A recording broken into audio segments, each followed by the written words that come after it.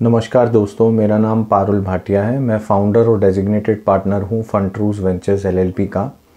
फंट्रूज ventures LLP एक startup है जो 2020 में बनाई गई थी मेरे और मेरी धर्मपत्नी रश्मि भाटिया द्वारा।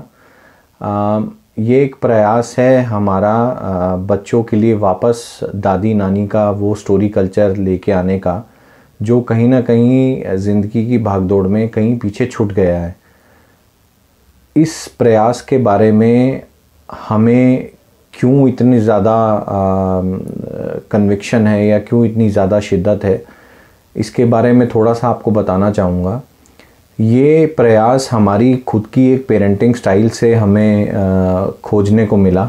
जब हम अपने बेटे को उसके अर्ली ईयर्स में चीज़ें सिखाने की कोशिश कर रहे थे, तो हमें कई बार अलग अलग तरीके अपनाने पड़े।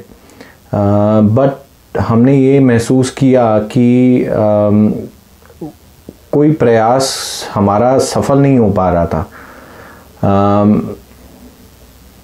बच्चे को कुछ विषयों के बारे में बताना और इस तरीके से बताना कि बच्चे का जो सेंसिटिव माइंड है वो कहीं जो है वो हर्ट ना हो, या वो कहीं उसे हम बायस ना कर दें।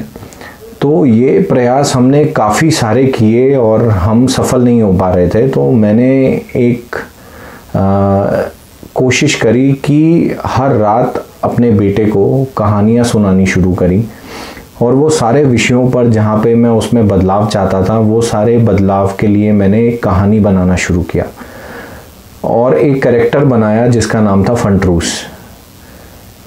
तो मुझे जो भी कोई बात अपने बेटे को कहनी होती थी या सिखानी होती थी, तो मैं कहानी के माध्यम से फंट्रूस के को एक कैरेक्टर को बिल्ड करके उसके इर्द गिर्द वो कहानी बना के उसमें मॉरल ऑफ द स्टोरी उसे हर रोज़ देता था।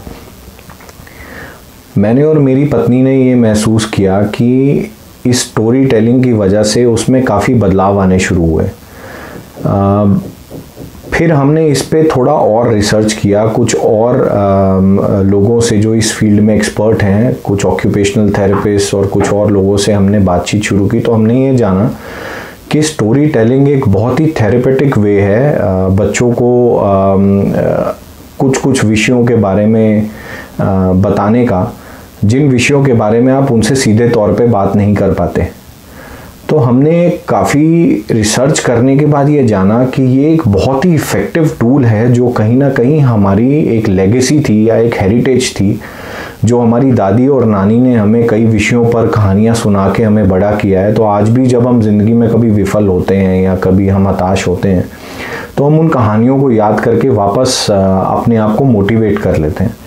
तो कहीं ना कहीं हमने सोचा कि ये एक बहुत ही इफ़ेक्टिव टूल जो हमें एक लेगेसी में मिला था, हमने कहीं खो दिया है बच्चों की परवरिश में, और जाने अनजाने हमने उन्हें एक बहुत ही मॉड्यूलर वे में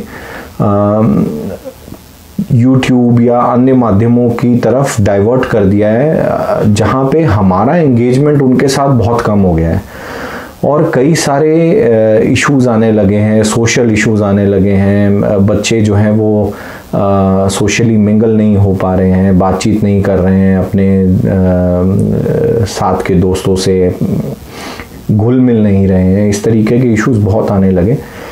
तो हमें लगा कि जब हमने इस चीज़ को प्रयास करके उसमें अपने बच्चे में बदलाव देखा है, तो हमें इसको आगे ले जाना चाहिए।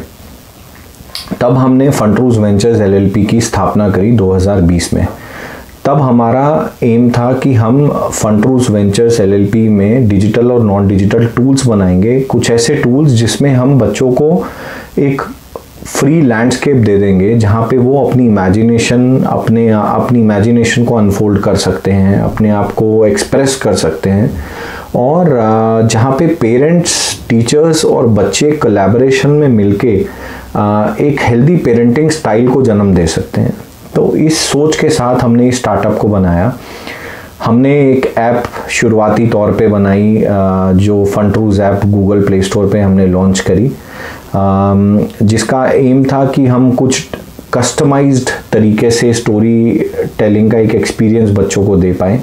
क्योंकि हमने ये महसूस किया कि ऐसे डिजिटल टूल्स बच्चों के लिए फिल्टर्ड नहीं है, जिस पे सिर्फ बच्चे जाएं और किड्स सेफ हो वो टूल्स, और वहाँ पे वो जाएं और स्टोरीज़ अपनी बना पाएँ, और पेरेंट्स भी उनके लिए स्टोरी बना पाएँ, चाहे वो ट्रैवल कर रहे हों तो किसी भी जगह से वो अपनी और बच्चे की स्टोरी बना के बच्चे को भेजें, तो एक कनेक्ट मिलेगा पेरेंट्स को और बच्चों को एक दूसरे के साथ। इस सोच से हमने इस स्टोरी ऐप को बनाया। फिर हमने कुछ डिजिटल टूल्स के अलावा नॉन डिजिटल टूल्स पे भी काम किया, कुछ सामाजिक विषयों पर जहाँ पर हमें लगा कि बच्चों को काफ़ी कुछ सिखाना चाहिए हमें, जैसे कि रोड सेफ्टी हो गया, इमोशनल इंटेलिजेंस हो गया, और फॉरेन ट्रैवल के बारे में बताना चाहिए, और बच्चों को जो है हमें डिफरेंट टॉपिक्स के बारे में कुछ ऐसे प्रेजेंट टॉयज देने चाहिए जिसमें हम उन्हें एक लैंडस्केप दे दें और वो अपनी कहानियाँ बनाएं, एक दूसरे के साथ खेलें उसको यूज़ करके, और उस चीज़ के बारे में ज़्यादा से ज़्यादा जान पाएँ। हमने कुछ स्टोरी बुक्स भी बनाई। तो करते करते हमने एक सफ़र तय किया जहाँ पे बहुत ही अप्स एंड डाउन्स हमने अपनी स्टार्टअप में देखे, और फिर भी हम डटे रहे स्टार्टअप में, और हमने कोशिश करी कि हम ज़्यादा से ज़्यादा ऐसी चीज़ें कर सकें जो बच्चों के लिए लाभदायक हों, पेरेंट्स के लिए लाभदायक हों, टीचर्स के लिए लाभदायक हों।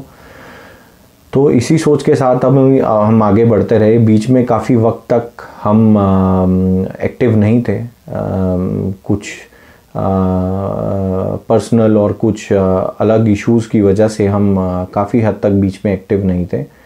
बट फिर वापस हमने अपने आप को मोटिवेट किया इस कॉज़ के लिए, और हम वापस अब एकजुट हो गए हैं इस कॉज़ को वापस आगे ले जाने के लिए। तो आने वाले कुछ समय में हम काफ़ी जागरूक तौर पे